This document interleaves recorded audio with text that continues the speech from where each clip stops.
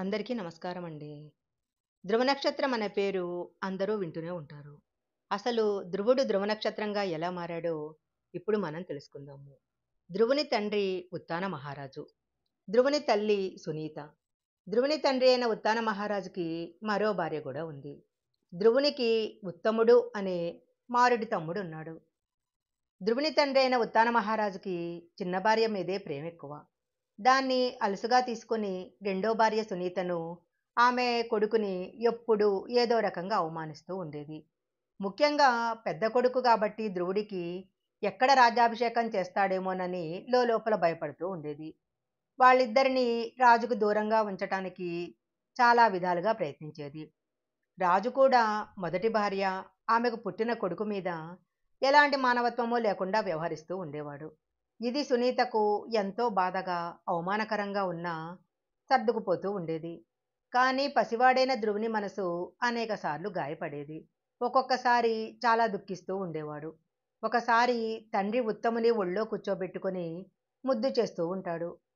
ఆ దృశ్యం చూసిన ధ్రువుడికి తనకు కూడా తండ్రి అలా గారాబం చేయాలనే కోరిక కలిగింది.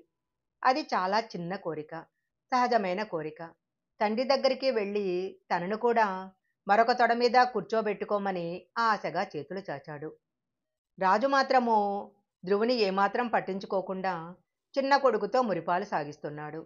అక్కడే ఉన్న అతని చిన్న భార్య, మేమున్న చోటికి రావద్దని నీకెన్నోసార్లు చెప్పాను. నా మాటంటే లక్ష్యం లేదా? ఎందుకొచ్చావు? నిన్ను ముద్దు చెయ్యాలా? ఉత్తముడితో సమానమని నువ్వెలా అనుకుంటున్నావు? నువ్వేమైనా నా కొడుకువా? నా గనక పుట్టి ఉంటే అలాగే ప్రేమగా చూసేవాళ్ళము. ఇక్కడ్నించి తక్షణమే వెళ్ళు. మీ అమ్మలాగా పూజలు పునస్కారాలు చేసుకుంటూ కాలక్షేపం చెయ్యి. ఎప్పటికైనా దేవుడు కరుణిస్తే తండ్రి ఒడిలో ఆడుకుందువు.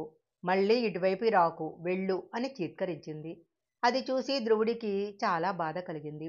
ఏడ్చుకుంటూ తల్లి దగ్గరికి వెళ్ళి జరిగిన సంగతి చెప్పాడు. సునీత ఎంత మంచిదో అంత నెమ్మదస్తురాలు. ఆమెకు రాజును కానీ అతని రెండో భార్యను కానీ ఎదిరించి పోరాడే శక్తి లేదు. ఇదంతా విధిలిఖితం, నువ్వు బాధపడవద్దు. దేవుణ్ణి ప్రార్థించటం మాత్రమే మనం చేయాల్సింది. అందులోనే మనకు సుఖము శాంతి లభిస్తాయి. విష్ణుమూర్తిని ఆరాధించి ఇతర విషయాలను మర్చిపో అని కొడుకు నచ్చజెప్పింది. తల్లి మాటలు ధ్రువుని మీద బాగా పనిచేశాయి. అయితే తల్లి చెప్పినట్లు అక్కడే కూర్చుని ప్రార్థన చేయలేదు. ఏకంగా అడవికి వెళ్ళిపోయాడు. మహామహ ఋషుల్లాగా ఏకాగ్ర దీక్షతో తపస్సు చేశాడు. 6 ఏళ్ల పసివాడు అంత ఘోరమైన తపస్సు చేయటం ఇంతకు ముందెప్పుడూ జరగలేదు. అది చూసి మహర్షులు, దేవతలు అందరూ ఆశ్చర్యపోయారు. చాలా ఆనందించి అతనిని ఆశీర్వదించారు. ధ్రువుని తపస్సు ఫలించింది. విష్ణుమూర్తి ప్రత్యక్షమై, అపూర్వమైన దీక్షకు చాలా సంతోషించాను. ఏం కావాలో కోరుకోమని అడిగాడు. అప్పుడు ధ్రువుడికి తండ్రి ప్రేమ చాలా చిన్న విషయంగా కనిపించింది.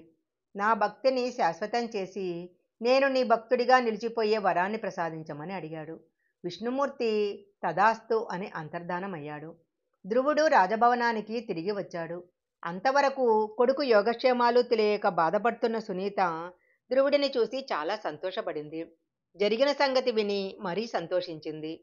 విష్ణుమూర్తి అనుగ్రహంతో రాజు, అతని రెండో భార్యలో చాలా మార్పు వచ్చింది. తరువాత వారే పట్టుబట్టి ధ్రువుని రాజుని చేశారు. విష్ణుమూర్తి వరప్రభావంతో ధ్రువుడు చాలా కాలం రాజ్యాన్ని పరిపాలించి మరణించిన తర్వాత ధ్రువ నక్షత్రంగా మారాడు. ఆకాశంలో ఇప్పటికీ ధ్రువ నక్షత్రం కనపడుతుంది. ఈ వీడియో కనుక మీకు నచ్చినట్లయితే లైక్ చేయండి, షేర్ చేయండి. ఇలాంటి మరిన్ని వీడియోల కోసం మా ఛానల్ సబ్స్క్రైబ్ చేసుకోండి.